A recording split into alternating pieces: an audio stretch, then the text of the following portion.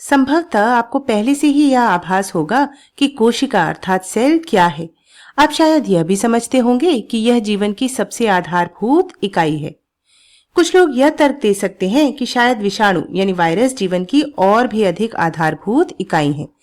परंतु वे जीव जिन्हें हम निश्चित रूप से जीवित मानते हैं, जैसे कि हम स्वयं, कोशिकाओं से बने होते हैं और सभी जीवित जीव कम से कम एक कोशिका से बने होते हैं।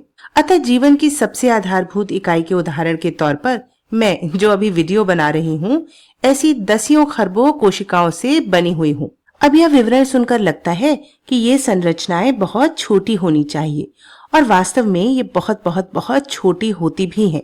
कुछ कोशिकाएं लगभग 1 माइक्रोमीटर लंबी होती हैं और 1 माइक्रोमीटर 1 मीटर का 10 लाखवां हिस्सा होता है, या आप इसे 1 मिलीमीटर के 1000वें हिस्से के रूप में भी देख सकते हैं। और जब इतनी छोटी चीज के बारे में सोचते हैं तो कभी कभी ये लगता है कि यह बहुत सरल होनी चाहिए। लेकिन यदि आप भी ऐसा सोचते हैं कि एक कोशिका सरल होती है तो ऐसा सोचना बिल्कुल गलत है।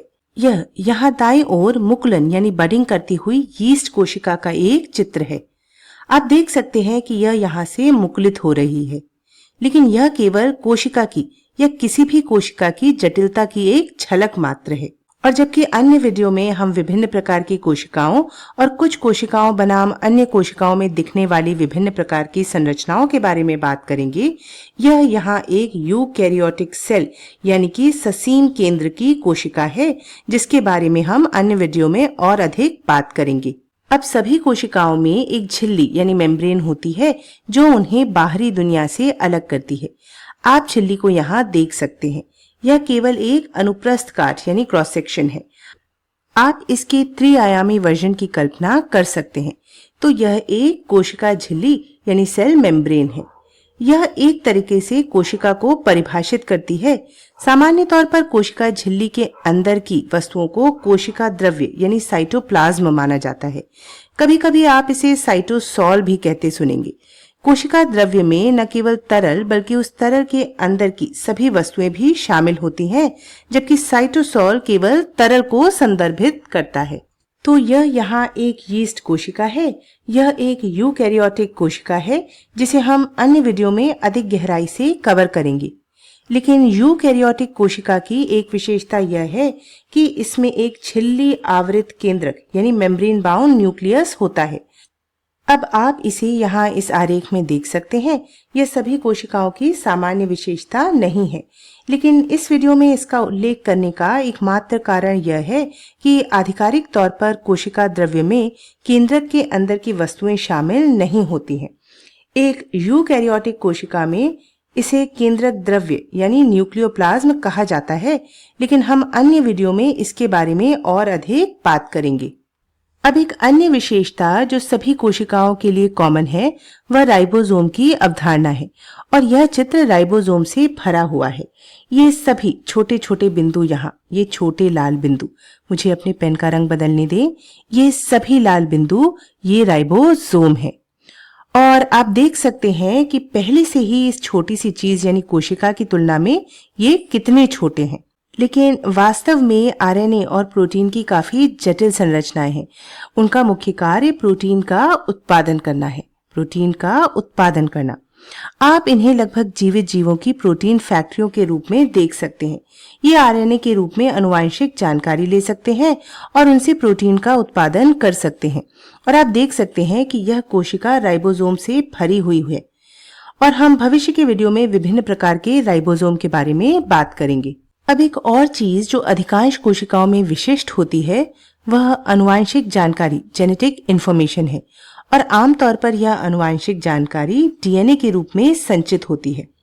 अब मैं अधिकांश कोशिकाओं के लिए इसलिए कह रही हूँ क्योंकि यह पता चला है कि हमारे शरीर में भी परिपक्व लाल रक्त कोशिकाओं में अब कोई डीएनए नहीं बचा है, और अन्य कोशिकाएं भी ऐसा ही करती हैं।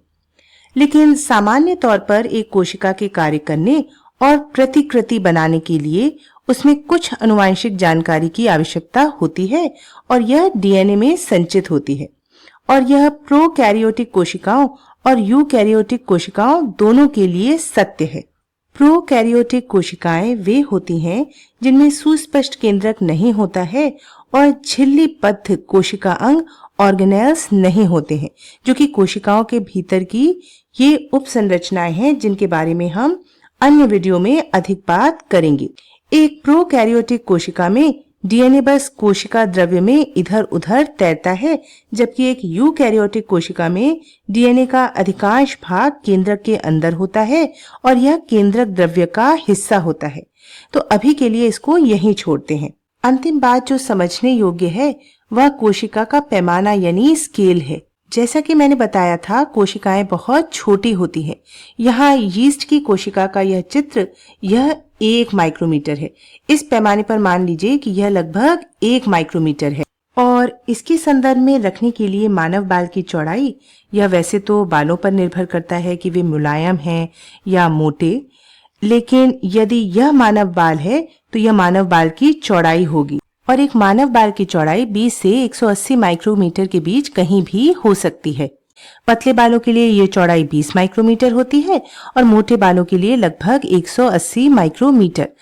तो हम कह सकते हैं कि एक बाल की चौड़ाई में कम से कम 20 से 30 यीस्ट कोशिकाएं फिट की जा सकती हैं। और ये तब है जबकि यीस्ट कोशिकाएं किसी भी तरीके से सबसे छोटी कोशिकाएं भी नहीं है। और ये हैरान कर देने वाला है कि इस स्केल पर भी हमारे पास इस प्रकार की जटिलता है। यहाँ तक कि यह चित्र भी इस जटिलता के साथ पूरा न्याय नहीं करता है। इसके अंदर सभी प्रकार की संरचनाएं होती हैं जिन्हें आप देख भी नहीं सकते, जो चीजों के परिवहन और इधर उधर ले जाने में मदद करती हैं और कोशिका को संरचना प्रदान करती हैं। तो मैं आपको यहीं छोड़ती हूँ। भविष्य के वीडियो में हम थोड़ा और गहराई से जानेंगे कि यूकैरियोटिक कोशिकाएं क्या हैं, प्रोकैरियोटिक कोशिकाएं क्या हैं, कोशिकाएं कैसे इधर उधर जाती हैं और वे कैसे कार्य करती हैं।